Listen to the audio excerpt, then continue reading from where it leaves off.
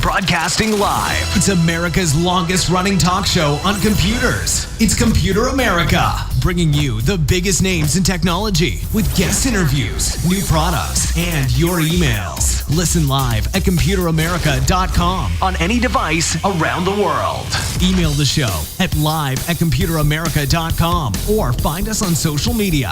Be sure to check out our website for contests, giveaways, show notes, live video stream, podcasts, and more. You're listening to Computer America.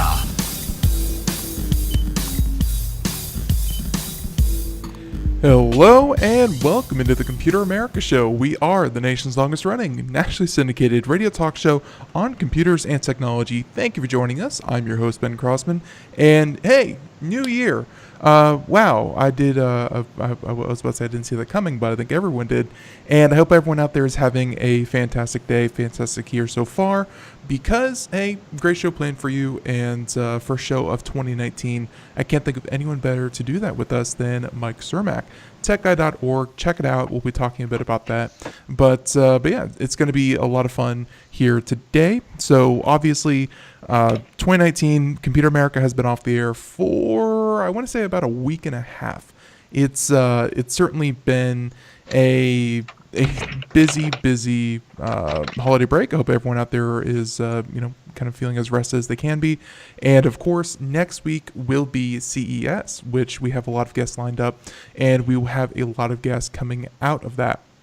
It's a busy time in the world of tech, and it's always a lot of fun. So again, everyone, I hope you're having a happy new year. Everything's going well so far, and hey, you're ready to get back in the swing of things. So before we get to Mike Cermak, a couple of things, including computeramerica.com. That's where you'll find everything from the show notes to any articles that we write, any reviews that we do. As soon as we get our contest back up and running with Logitech, all that will be found at computeramerica.com. And yeah, also check out the video portion, also at our website or at twitch.tv/computeramerica, or let's see, what else is there? There's a bunch of stuff. Everyone, why don't we go ahead and just jump right into it? So, as I said before, Mike Cermak, longtime correspondent, and of course, owner-operator of techguy.org. And yeah, Mike, hey, welcome back onto Computer America. How you doing? Thank you very much. Happy New Year, Benjamin. How are you doing this year? I am doing just dandy. Like I said, it's like I said before we started, man, vacations are almost harder to come back from than I guess the anticipation. But I'm doing well. To answer your question, how are you doing? I am just doing great as well. I appreciate you asking. So far, 2019 has been pretty good to me, but it's still too soon to tell. Yeah, so obviously, you come on the show every single month, and very happy that you do. And it just so happened that our first show back was our, every first Monday of the month, or Wednesday, every first Wednesday. That's the difficult thing with these holidays. We have all this time off, and you lose track of what day of the week it is. Obviously, the first day back is always a Monday. So right, yeah. So, but every first Wednesday of the month, Mike Cermak joins us. And before we get started, why don't we go ahead and give a shout out to techguy.org and what it is you guys do? Yeah, so techguy.org is a site I started many, many moons ago. It started back in 1996 when the internet was still a mere child. And it's a forum where people go in and ask one another tech support questions about Windows 10 or removing a virus or creating your first website or whatever. And other people on the site try to help you out and point you in the right direction. Sort of social media before there was social media, and all surrounding technological problems. It's all free to use. It's ad supported and donation supported. And while you're there asking for help, you can probably help someone else. There you go. Very, very well said. And so why don't we go ahead and get started with, kind of what it is that we do here. It's kind of turned into, no offense, like tech support's fun. It's, doing it live on the air whenever, sometimes we do that when, when things are slow or we get questions and things like that. Tech support can be fun and live on the air. It's always a good time. But our segments together have kind of turned into this idea that, hey, it's a good opportunity to check out the top news stories of the day. And admittedly, there's probably a lot more that we won't get to because, hey, been off the air for almost 2 weeks. So a lot has happened, but you did send over a couple of topics that we could certainly talk about. And the first one is actually an article I wanted to write, still might write, but haven't written yet because I was so lazy. But New Year reminders, and these are things that my idea for an article was, just kind of things that you should head into the next year being as safe, secure, and as speedy as you possibly can. And there are some very basic things that you can do with your computer, with your accounts, to make sure that you're safe, you're good, and your computer's running good, all that kind of stuff. So just the basics, though. You have a couple points here, and this first one, and honestly, this first one, I just started using it, but for a different reason. I never downloaded LastPass, OnePass, whatever password managers out there. I always just used very, very strong and unique passwords, cough, cough. But Chrome password one. Well, 1, 2, 3, 4. But but there was in a recent update of Chrome, they actually have a password manager built into Chrome now. And that's right. It's awesome. So yeah, your first one, password manager, why and what? Yeah, so everyone needs to be using a password manager at this point. There's really no excuse for it. There's a lot of good ones out there. I personally have used Dashlane and 1Password. You mentioned LastPass. That's another good one. There's not, any one of those big ones is a great choice.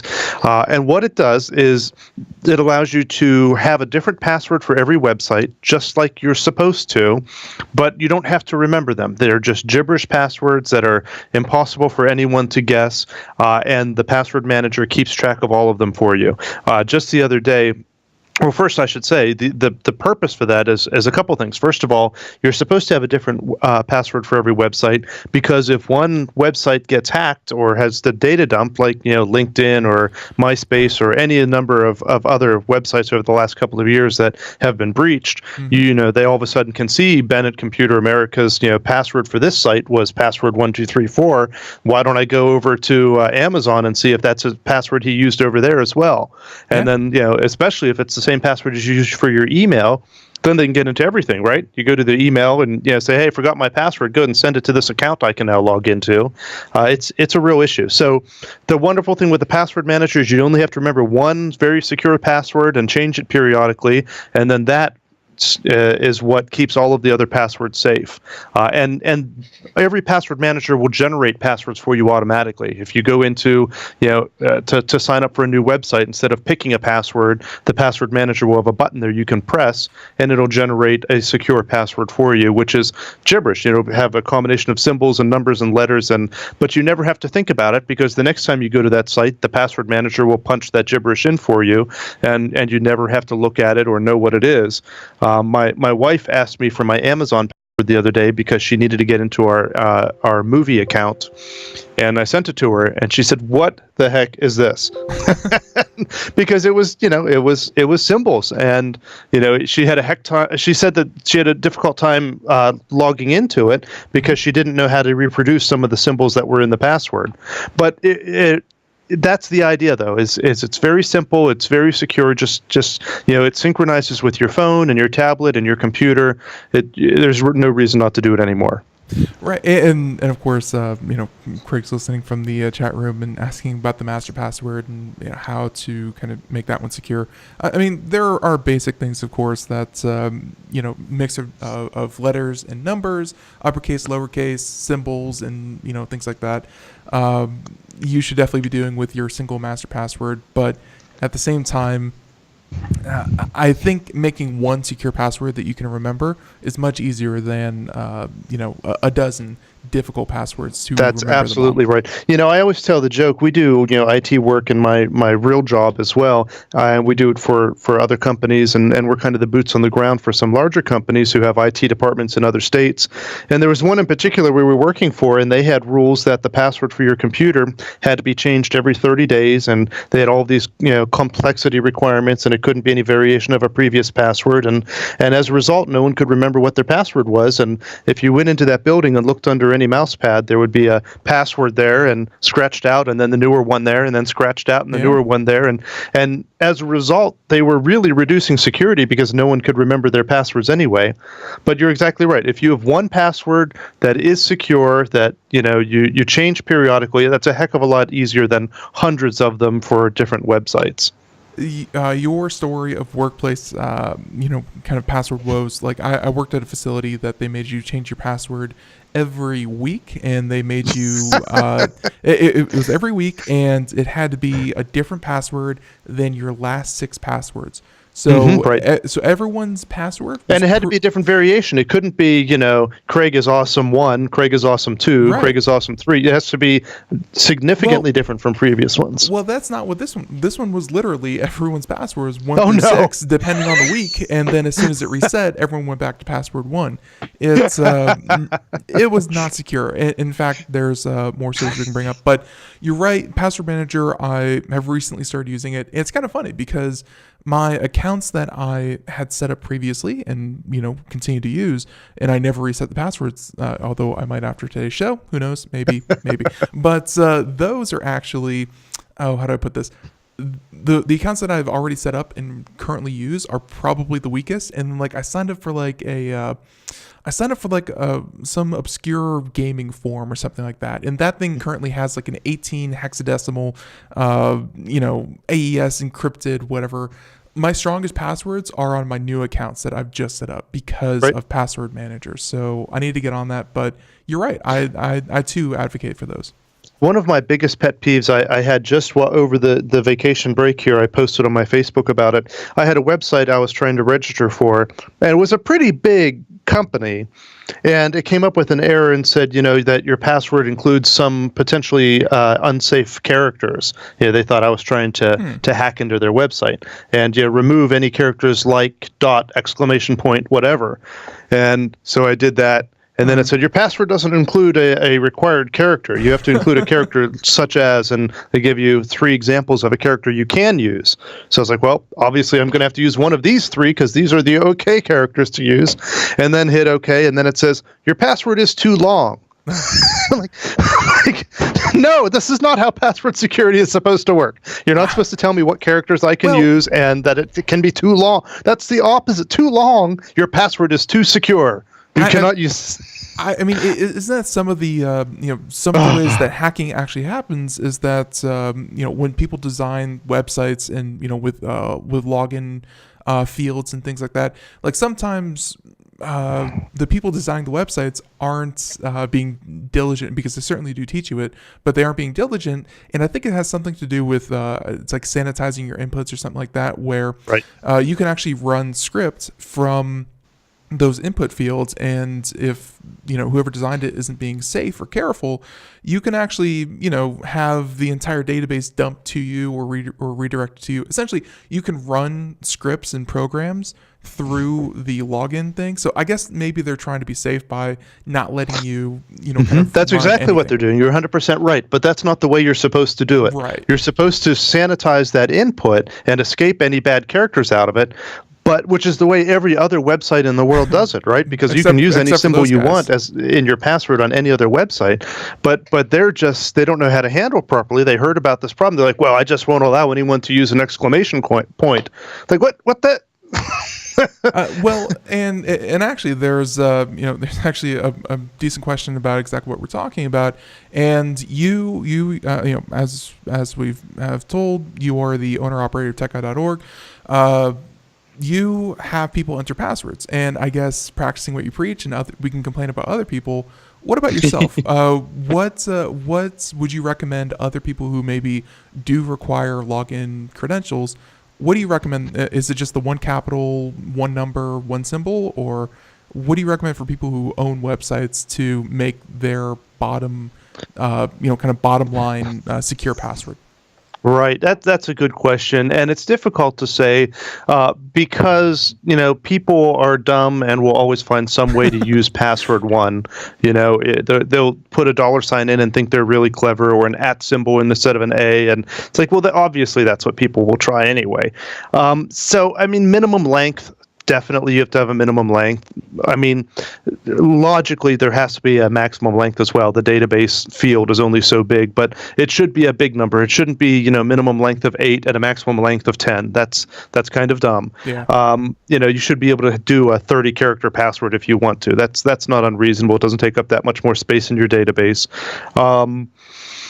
What else? Yeah, and I think it's fair to require a capital and a symbol. I mean, people won't do it unless you force them to. Most people just don't care about security. They don't think it's ever going to happen to them, and then when it does, they're going to blame you anyway. I think that one thing you can really do is, by requiring the symbol, you are being one step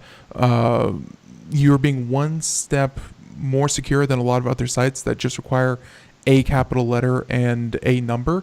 And by doing that, I think you're making people change just enough that if for some reason you don't manage your things correctly and the user's password is leaked, then hey, at least you can say that that leaked password is not going to be usable for iTunes or for their email account or things like that. I mean, you don't want it leaked, but if it does leak, then hopefully that password is unique enough, or at least you've required it to be unique enough that it doesn't affect other services. Well, and if you're looking for total security, if you're talking about something connected with banking or even medical, or if it's something that you're really concerned about security with, then you'd want to look at two-factor authentication as well. With my email account, with my banking stuff, with all my important accounts, in addition to a gibberish password that's kept in a password manager, I also have two-factor authentication set up.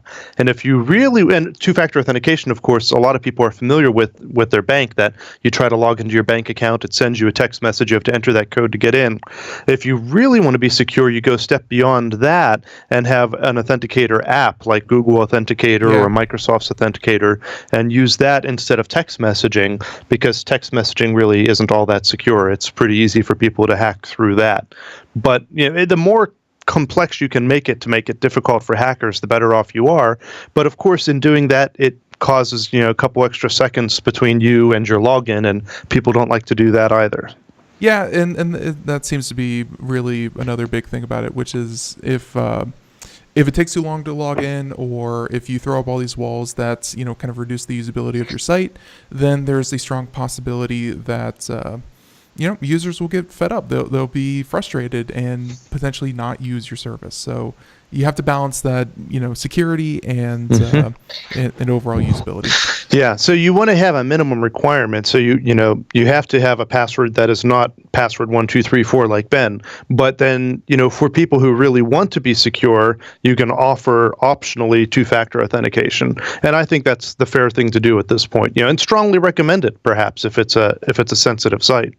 And obviously there's a user in the chat room who's asking a lot of great questions, and I do want to actually, and because you said this kind of your day job, you do IT support, and he's asking some things about how to get someone like you, and I very clearly noticed he did not say me, so that's okay. But someone like well, you, Mike, did already give your password over the air, so that's true. I should not have done that, but I do want to kind of ask you kind of about your day job, because providing IT support isn't exactly you are not the only person doing this kind of thing. If people want to find, maybe someone to work with them about setting up passwords and setting up encryption and things like that, do you do something like that, or how would someone go about finding someone to help with this kind of thing? Yeah, well, it would depend very much on what language you're using and what website. I mean, there are people who specialize in, different languages and so on. I don't really do it. And then there's people who do it on a broader scale and just say, here's your best practices, go find someone to program it.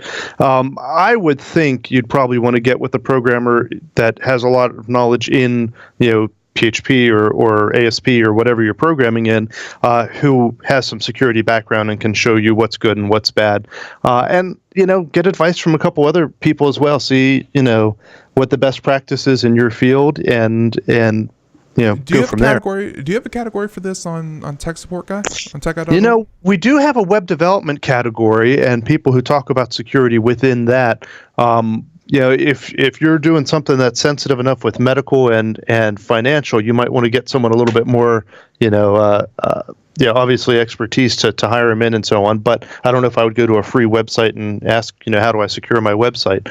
But not to downplay my site too much, but but there are best practices out there, right? I mean, even if you're starting out from scratch and doing a real simple website and you want to know, hey, I want to have people log into this program I'm going to write, so I'm just going to write their username and write their password to the database and compare that when they try to log in. No, that's not how this is done. You never have the password written in the database. I mean, that's obviously that's super simple. But it's an example. There are best practices, and they're changing all the time. The way you would write a PHP program to save a password, 5 years ago is different than the way you would do it today. Right.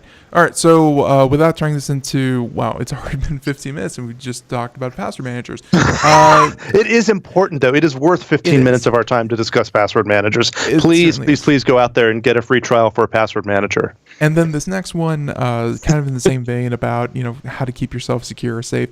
And let's say that you are hacked and you lose everything, maybe a home network and everything's wiped. Obviously not good. I mean, just aside from being hacked, what if there's a fire? What if there's one of these natural disasters that are hitting all over the world? Right. Backups. We've talked about backups. We've had a lot of companies on that do backups, but I know even though we advocate for it and we interview companies that do it, really as their sole business, the rate at which people back up, I don't think has increased that much. It's hard to convince people to do this, but it's one of your New Year reminders. So it is. So this is really important. It deserves probably 20 minutes of our time. No, I'm just kidding. But people are sick of hearing make backups, but then they don't do it or they don't test them. I have customers all the time who come in and say, oh, my hard drive crashed or I got a crypto virus or whatever, and then I tried to pull the data from my backup and found out the backup hasn't run in the last 6 months. It's like you need to test it periodically as well. It's doing you no good otherwise. And I am one of the people on the tech support site used to have in his signature, it said, data that you don't have backed up is data you don't care about. Right. I mean, you need to back this stuff up, but I'm also in favor of having multiple backups. I like external hard drives or flash drives, depending on how much data you have a local backup. That's nice. And I had a customer recently who I was trying to convince that they also need to do online backups. In addition to local backups, you need online backups, because I've seen it happen too many times where the computer gets a virus, the external hard drive still plugged in, there goes everything on the external hard drive. It's encrypted as well. Your backups are gone as well as your local data. Or someone breaks in and grabs the laptop and the hard drive attached to it. Mm-hmm. Or there's a flood, or there's a fire, or there's 1,000 ways, and having them physically separated is critical. I mean, you just need to have, and you can pick whatever your favorite online backup is. There's lots of good ones out there. There's Crash Plan, Carbonite. I don't know if there's a friend of the show that we ought to push. Sponsored by a backup software, but if any of those obviously want to support Computer America, hey, that'll be our favorite. But until then, yeah, I mean, they all do the same thing. They all, take your data, they all encrypt it, so that they themselves can't read it. And they just wait for you to either. And that's worth mentioning, Ben. In most of these programs, at least when you get to the professional, level ones, that you can actually go in there and put an encryption key on your data, so the data is being encrypted on your computer before it even gets sent to their data center, and without the key, so they can't open your data even if they wanted to. Yeah, people are very concerned about the idea that, you're giving someone else your data. It's like you are, you're handing over all of your personal information to Amazon, Google, Carbonite, whatever you use. And Mm-hmm. at the same time, yeah, you don't have to. You could just send them the encrypted data and you're good to go. So, And the likelihood of someone over there trying to break into your encrypted data to read your tax documents or whatever, versus the chance of your hard drive crashing one day. I mean, it's 1,000 to 1, or you're it's you're very you're very like, I kind of want to use the phrase tight data, like your very small narrow data of your tax records or whatever they may be are so far down on the data that we want, which include all of usernames, passwords, credit card information, just general data that companies collect from you that are now being stolen left and right. I mean, I'm not personally worried at all about sending data to some of these large organizations to kind of be held. But and also one thing I do want to make mention is that most websites such as Facebook, Instagram, many other kind of social media sites, they allow you to make a backup of your data as well. I only mention this because we have seen instances where, let's say, Pinterest or something like that, or one of these companies decides that your account is in violation of their user terms and agreement. They can delete your account. They can block you from getting anything. So if you're an artist, if you're a photographer, and you only upload your photos to Google Photos or only to Facebook, if you don't have a backup of all of that, and they block your account or your account gets compromised by any means, right. You're out. All of your photos, all of your messages, everything. So also Well, make a and I've backup seen, of that. yeah, you're exactly right. I've seen that happen where someone had an account that was hacked, and it was not a creative person like that, but it was a parent, and they had all of their pictures of their kid growing up on their social media account and nowhere else. Someone hacked into that account, deleted everything as part of the hack, and they didn't have it anywhere else. So you're 100% right. You've got to back up whatever's important to you. Absolutely. Don't trust someone else to do it. Absolutely. So there's that one. Last one, obviously, joke. Don't talk about Fight Club, which, trust me, Fight Club was never on the agenda. I was trying to think of a number 3. I was like, you got to have a password manager. You got to do backups. Every list needs at least 3 items. So don't talk about Fight Club. Let's see. One other thing that I would probably mention, and this is kind of on the personal computer side. There are some basic things that you can do. Kind of maintenance. Like I would say things like defrag your hard drive, but you don't have to do that anymore nowadays. But just do basic things. Like if you run a website, I try to do this once a week or so. Make sure you don't have any outdated plugins, or update everything that you possibly can for security reasons. Make sure that your caches are all cleared out every once in a while, just so things run faster. I mean, there's still some basic things you can do, but are kind of not that important, so people don't do them that often. Although I will say, updates are very important. You should always make sure everything's updated. You should. And the nice thing with Windows 10, well, nice depending on your point of view, is that it kind of forces you to anyway. You don't really have the choice to opt out of them anymore, which is kind of a good thing, because every once in a while an update screws up, and then I have a hard time convincing people to actually install updates anymore. Well, yeah, and you're right. Luckily, with Windows 10, they don't really have a choice. They get dragged kicking and screaming, and I think that's a pretty good segue. We have time to introduce this before our mid-break, but I will say Windows 10, Microsoft, I think, did this the proper way. They gave it away to everyone who was currently using their product, either 7 or 8 or 8.1, and Windows 10 became very quickly the fastest installed operating system of all time. And I don't want to say fastest selling, because I don't really know that many people who bought it. It was they just kind of handed out Windows 10 like hotcakes, and now if you purchase a PC, you have to purchase a new copy. But I digress. Windows 10, this article here from The Verge, finally more popular than Windows 7, and that's not a good thing for Windows 7, because Microsoft tends to decommission these things. Although Windows XP just reached its end of life like a year or two ago, and that was like 15 years old.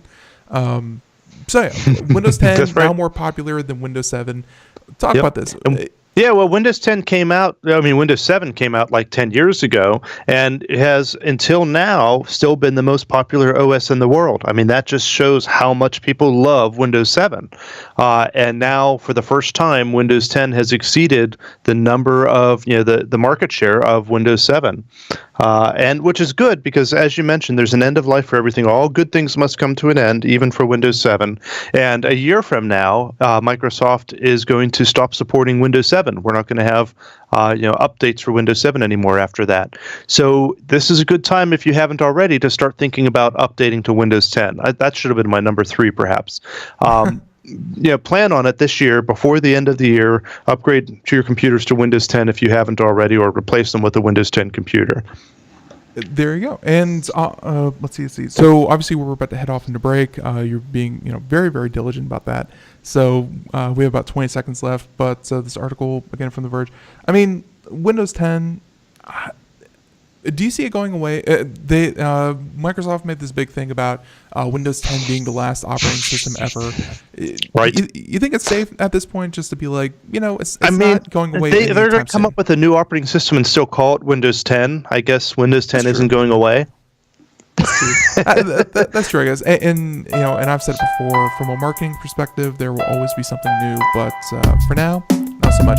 Everyone, music means we're going to take a break. We'll be right back. More Computer America, Mike Cermak, techguy.org. And hey, we're about to get into the news. Everyone, stay tuned.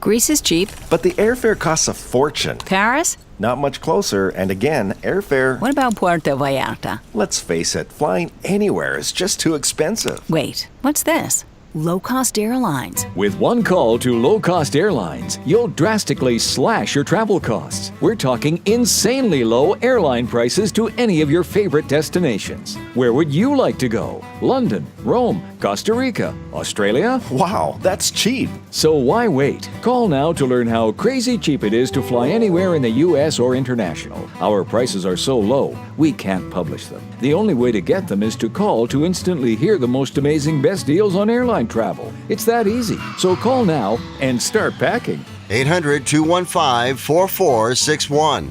800-215-4461. 800-215-4461. That's 800-215-4461. We are all Brother Wolf. 10 years ago, a group of locals banded together to create positive change. We took animals into our homes, held adoption events at local retailers, and talked to the community about our mission to help build a no-kill Asheville. A decade later, we have achieved so many victories for animals in need. There's been so much progress, yet there's still so much to do. As part of our year-long celebration, we encourage you to become a member of our special Compassionate Circle program. With a monthly donation of $10 or more, you will have behind-the-scenes access to the work we are doing at Brother Wolf. Our goal is to reach 1,000 members because we receive no government funding. Working together, we can help build and sustain no-kill communities. Learn more at compassionatecircle.bwar.org. We are a 501c3 tax-deductible organization.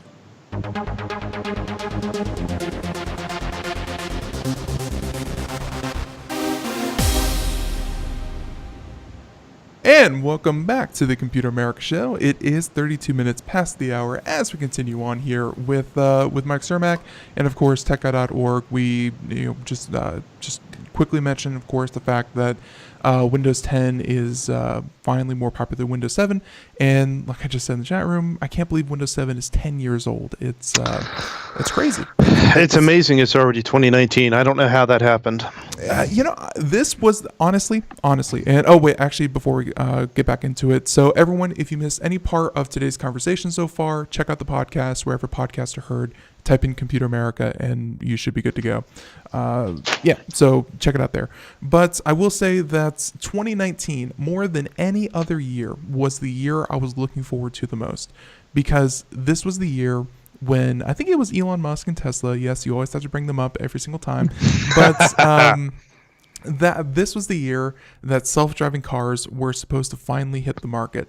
And I don't think that, consumer-ready, viable self-driving cars, I think, are going to make it this year. But obviously, there's a lot of exciting work in that field. So I'm still hopeful. Have you seen, or maybe you've even had him on the show, have you seen Open Pilot, AI? I don't think I have. Comma.ai, I'll drop it in the chat room here as well. Okay. Is the web address. And it is a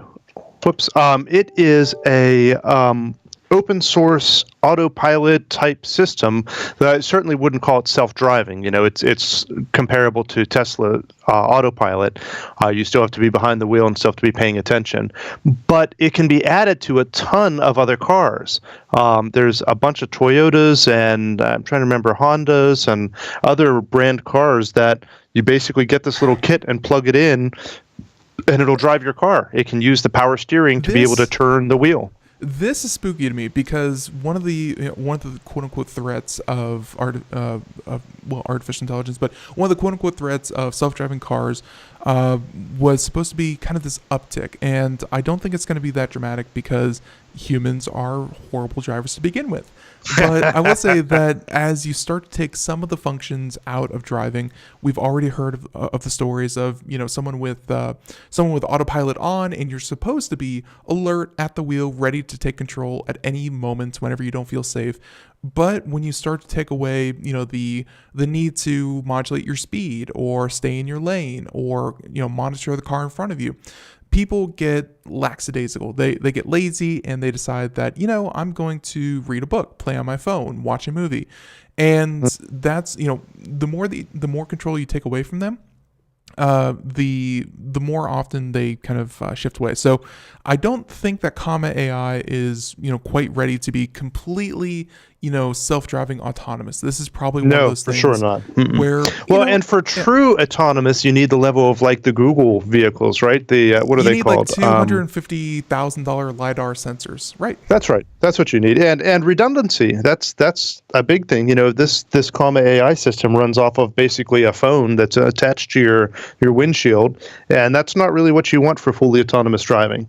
Yeah, and you're right. I definitely do see that. I'm just afraid that things open source like this might lead to more accidents, but at the same time, this is the route technology has to take. It has to, it has to start propagating in whatever. So I don't think it should just be up to Google. It should just be up to Honda to work out the kinks. But this is cool and scary. Let's put it that way. So I'm hoping. Yeah. I mean, there's always pros and cons to open source software. And, one nice thing is that you can go in there and look and see how the car is going to decide to do things versus if you go out and buy a Tesla with autopilot or a Cadillac with whatever their thing's called, you don't really know how it's programmed to do different things, and you certainly can't change it.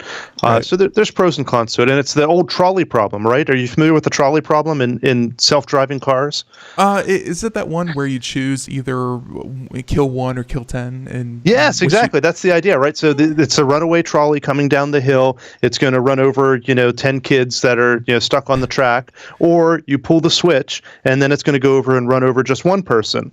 And it's the ethical dilemma that if you do nothing, none of it's your fault. The 10 people get plowed over and it's a shame. But if you pull the lever, then you are killing that other person. Your action is killing that other person. Is it okay to do that if you're saving 10 other people? And that's the sort of thing that literally self-driving cars are going to have to think about, because you may not think about it on a day-to-day basis, but every day someone is making that kind of decision, right? Am I going to drive into that concrete barrier over there and put myself in jeopardy, or am I going to hit the person who just stepped out in front of me illegally? It's difficult decisions like that, and how do you rate your life versus that of a child or that of 2 people or 3 people, or like at what point is your life worth less than theirs? And what if it's the president that's in the car? It's all of these difficult things. So you have to pay for a luxury level car to make sure that it has a higher value for the occupants than the people around it. That's one of the arguments that I've never really engaged in, because I feel like when I talk about technology and the future of tech, snidely whiplash should never be a factor in what happens. Like the fact that Snidely Whiplash has tied up, the girl and, left her on the tracks versus tying up all the kids. I mean, I don't think it should be too much to ask the car to just slow down in a controlled rate and just follow the rules of the road. I mean, that's what we expect of people. But you can easily come up with scenarios that happen every day where you come around a corner and you're going too fast to stop, and what do? Do you run into the barrier, or do you run into the people, or the brakes have failed, or the whatever. So far, we've seen what Uber has decided to do, and it doesn't turn out well. But okay, so it's horrible. Someone lost their life. I shouldn't joke about that. But we can, of course, continue on. Self-driving cars, whether or not they make it here, let's just hope. So we have a couple more stories here. This first one, I have not seen it. Black Mirror is one of those TV shows where I saw the first season and 2 episodes of the second season, and every time it's because I have to take time off after I see every Black Mirror episode. It's these dilemmas that we're talking about. The one you just mentioned. What do you program, or how do you program for morality? Those are questions asked in Black Mirror. It's a very thought-provoking series. Right. I highly enjoy it, but at the same time, it's it takes a dystopian turn a lot of the time. Black Mirror, they released a new movie, and I want to say it's Balderdash, right. Bandicoot, whatever it's called. Bandersnatch, I think. Bandersnatch. Talk about the new movie and why it's so different than traditional movies. Right. So first of all, I loved Black Mirror. It's awesome. What's interesting is they've released a new episode of Black Mirror called Bandersnatch. I think I'm pronouncing that correctly. And it runs roughly 90 minutes if you don't do anything, if you just follow the default answers. And what it is that while you're watching it, it's going to pop up on the screen saying, should the character do this or should the character do that? And depending on what you choose, you'll get a different version of the video. And so it can vary a little bit from person to person, quite a bit actually, from person to person, which is kind of interesting. We've kind of seen that sort of thing in theory, at least in the past. Well, in books, yeah. Yeah, and in books, right. Absolutely. It's kind of exciting. I don't know quite what to say about it other than it's kind of exciting. I haven't watched it yet either, but I am eager to do it, and we'll be doing so very, very soon. And I guess that's certainly going to also increase the number of people who will be rewatching it. You go through it and you make all of these selections, and then you're going to be like, I wonder what would have happened if... and really that's part of it. So I've seen a couple of things about that. The reviews for the movie seem pretty good. I think everyone has unanimously decided that this is not the future of television. Movies are not going to be filmed with 18 hours of footage, and you get to decide how all that goes. Although I do think that they said for Bandersnatch, I think they said about 5.5 hours are possible to watch. So I don't know. See, this is a little confusing to me. I'm reading that the average is 90 minutes, the quickest path is 40 minutes, and at least one path is 2.5 hours, but that there are 150 minutes of unique footage. So if there's only 150 minutes of unique footage, how you just playing the same scene over and over again to get 2.5 hours? I don't know. Maybe this article is mistaken, or maybe I'm not understanding it properly. Maybe consider each scene, let's say scene A, B, C, D, and let's say based on your actions, everyone sees A, but then you either skip B and go right to C, skip B and C, go right to D. I think based on the combinations, you get maybe that's all the different combinations of the story possible added together, and that's how they came to that number. But I will say that from what I've seen, this is not the future of television. This is not the future of movies. But how do you say that? I say that because, and hey, that's me parroting other people's opinions, but I kind of have to agree, because being able to watch a movie and share your experience of that share your experience of that shared experience. When you go into a movie theater and say, "Hey, did you see the new Batman?" and everyone goes, "Oh yeah, Batman was great. I love this, this, and this." There's a reason that we don't all run home and compare notes between the director's cut, the original cut, the uncensored cut, the whatever cut. It's just a singular shared story that I think goes into it. I think something like this, it's fun, it's different. Only Netflix can pull this kind of thing off. But I don't think this is what all movies are destined to become. Well, that's only a problem if you have friends that you talk to. Otherwise, it's really not an issue. That's an interesting theory. On to be devil's advocate, it may work to the opposite as well. People may talk about it more, saying, "Hey, did you get to the part where this happened?" Or, "Hey, did you see that this would happen if you checked this?" Or, I can see people Netflix. Just like a video game, right? Have you explored this map over here yet? It's Netflix, so I fully expect their entire audience to sit down and watch, really explore every nook and cranny of this kind of experience, because people love to binge watch. I fully expect them to, really experience every part of this movie. I don't expect people to go in and go, "Oh, wow, that movie was 40 minutes. What a ripoff. I feel so cheated." No, they're going to go back and they're going to watch it again and they're going to make different decisions.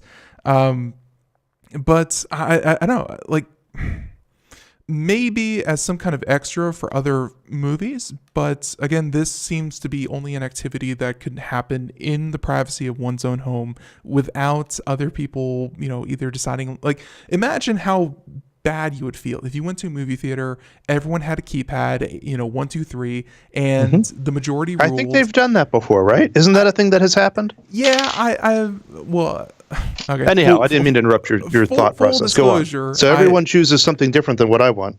Yeah, so full disclosure, they did do something like that in Futurama. But I will say that... Is that not real life? No, unfortunately. But I just don't see this being a good replacement for, a singular movie-going experience. I think that this is a good analogy for what Netflix in their business model is, where they can explore, imagine all the data that you're actually giving them, where they can create a movie and they can decide that people prefer when the main character is an anti-hero versus a hero. If you can decide that, the dog lives instead of the dog being hit by a car, being able to collect all that kind of data and work it into the movie itself and then future movies, this movie is an analogy for what Netflix does for the movie-going experience. So for that way, that's interesting. It's cool. And of course, this article from The Verge about Black Mirror Bandersnatch kind of discusses this a little bit and goes even a little bit further than I would on that. They're concerned about them having product placements in there, and when he picks his cereal, which type of cereal he picks. Netflix is collecting that, and when he picks his mixtape, which type of music is it that you like to listen to? Netflix now knows that, and it's like, well, I guess so, but Google sure knows a lot more about me than Netflix could ever learn that way. That seems to be, and of course they've talked about that in video games, where depending on the sponsor of the day, let's say if you're playing a sports game, the ads being displayed in the arena will change depending on who's advertising.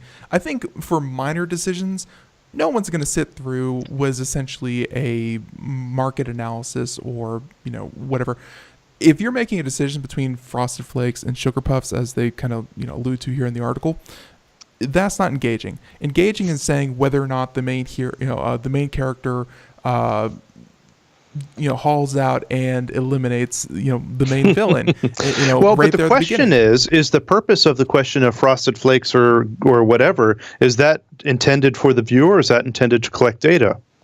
I think if it has a meaningful impact on the story, that should be pretty evident. If they both lead to them still leaving the house and the next action. Well, and in the case of the mixtape, apparently the same scene happens either way. It just depends on what music you hear in the background.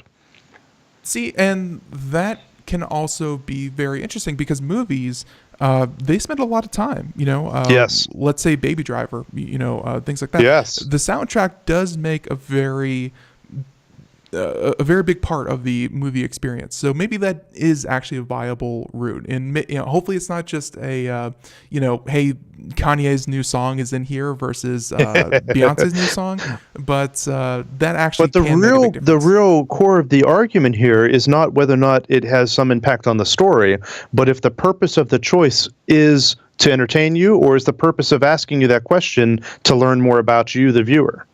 Again, I don't think people would be okay if the marketing, if the choice was simply market research and it had no effect on the story. I don't think it would be. So it's okay if it's market research and it has an effect on the story. Yeah. Oh, absolutely. I mean, Okay. if at the end of the day your decision matters because deciding between two breakfast cereals and nothing changes, that choice doesn't matter. It's just like video games. If these choices matter, then people are okay with it. If the user feels like the choice doesn't matter, then they won't feel, like they're really doing anything. So Right, they're going to feel like they're being taken advantage of. But I do like it. Like I said, this is very different and something that I think only Netflix can pull off. So very interesting article, and obviously thought provoking. What happens when movies become tailored to the viewing audience? To roll this into other technology, we I think back in November interviewed IBM, and they're working on technology to not just sense, kind of like the inputs you type in or things like that, to sense, if someone is being annoyed, if they're entertained, if they're happy, if they're sad. But they're also going to use facial recognition, voice recognition. Essentially, technology is going to be able to tell your mood. If you're agitated on a phone call to tech support, they're going to elevate you much faster. By the way, fun fact, they're going to elevate you much faster to a representative as opposed to if you're just bored. Things like that. Maybe technology will be able to sense the mood of the audience and change the movie based on how people are feeling. That could be interesting, but hey, that's definitely in the future. So there you go. There's that one. Glad that you brought it up. Let's talk about, because we have 10 minutes left and way more stories than we'll ever get to. Let's talk about the moonshot. So everyone's headed to the moon. This is something I have seen talked about numerous times. I guess everyone's hoping for a new space race. Everyone's hoping that, between NASA's New Horizon and flying by that Ultima Thule, or Thule, I think is what they call it. Exciting things are happening in space, and let's talk about, kind of what CNET and what what we're hoping for in 2019. All right, well, I have to admit, I am super ignorant about this, and that's why I picked this story, because I thought it was fascinating. If you had come to me yesterday and said, Mike, when was the last time humanity has landed something on the Earth? On the moon? I would have said, I don't know, the 60s, the 70s, I don't know, and I am just shocked to look at this list and see, certainly there's plenty of orbiters that have gone around it and flybys and all that, but there's been a lot of rovers and landers, like especially from China, that have been going down and exploring the moon. And I had no idea all of this was going on. Planned for this year alone, for 2019, we've got a lander rover that's currently en route to the moon as we speak, apparently, from China. We've got one from India that's getting ready to launch tomorrow or the next day. We've got one from Israel that's getting ready to launch. We got another one from China for the end of the year. We got Germany, USA. We've got all these different landers and rovers on their way to the moon this year, and I had no idea anyone still cared that the moon was there. Well, and you say that, but soon there's, maybe there's going to be advertising on the moon, or what happened? And really, it's a very interesting question. I do remember that from Futurama. Yeah, but they like the lunar park. But what happens when you start to build on the moon?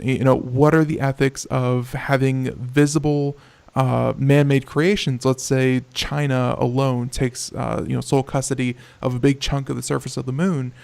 The surface of the moon affects everyone. When you look up at the moon every single night, what happens when what is created up there is seen by everyone on Earth?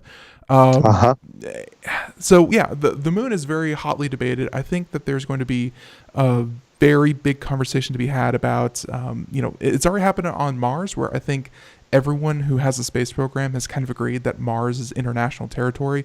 No one country can claim Mars. I think the same thing has to happen. Everybody except for that one guy. There'll always be that one guy. Yeah, and I'm certainly hoping that the same thing happens with the moon. We're going to start building there. There's lots of, like you said, lots of missions, and even beyond that, there's lots of private companies such as SpaceX, and I don't think Virgin Galactic is getting into the more than orbit, but there's going to be a lot of companies, private companies, that are going to be going to the moon as well. What happens then? Apparently, there's a company called Moon Express or Moon X, like FedEx, an American privately held company in Silicon Valley that has the goal of going to the moon in order to mine natural resources, which seems like the beginning of a terrible movie. Yeah, I feel like the moon, and don't get me wrong, the moon is big. Lost the moon. And how we strip mined the moon and found out that we actually need that stupid thing. But I feel like there's so much going on in space. Like we said, they had that one meteor or like mini planet expedition that was like 1 billion miles away. Huge accomplishment. Space. I think I should stop saying I think. Space is going to be very exciting for 2019.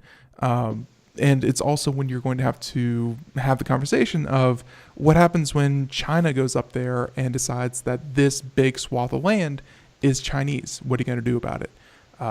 It's kind of hard to get a police force up there, So, exciting. I mean, I'm glad that you brought it to our attention. We'll include this in the show notes if anyone wants to check it out, because there are a lot of different missions. But yeah, looking forward to it. Yeah, so there's that one. Time for just one more article. And actually, I had a couple saved up here. Let's surprise you, Mike, with one. Oh, boy. This was one that I was, kind of interested in. So, public domain. I'm assuming you know what the public domain is. Yes. Whenever something enters the public domain, that means anyone can take a copy of it. Think Cinderella. If you wanted to go out and make your own movie of Cinderella and your take, no one can say anything to you. Disney can't say, hey, that's our Cinderella. Public domain. Right. For the first time in 21 years, for almost as long as I've been alive, for the first time in 21 years, the public domain, they've been extending it for 21 years. It did not get pushed up. For the first time since 1999, Disney, who is really the main contributor to this, did not force the age of public domain to increase. Therefore, numerous works this year have been released to the public domain, and that include, let's see, they had a little list here. Let's see. So next January, you have things like George Gershwin's Rhapsody in Blue, The Great Gatsby in January 2021. Some of Ernest Hemingway's works will be released January 2022. And here's the big one. Mickey Mouse gets released January 2024. All these things happen. Wow. Now, yeah, and I'm sure that will change. You think that, but this was the first year that Disney did not push it, and I don't think they will. So my question to you, public domain, obviously it's meant so that one person can't keep an idea to themselves for 100 years. That would be just ridiculous. But what do you think about the public domain? Some of the things that we still use today, Disney has a lot of copyright, such as, let's take this one here. Between 2031 and 2035, Superman, Batman, Snow White, Looney Tunes, all of them will be released into the public domain. What happens when Batman is public domain in 2031? My question to you is, what do you think about that when the public domain applies to IPs that we still enjoy today?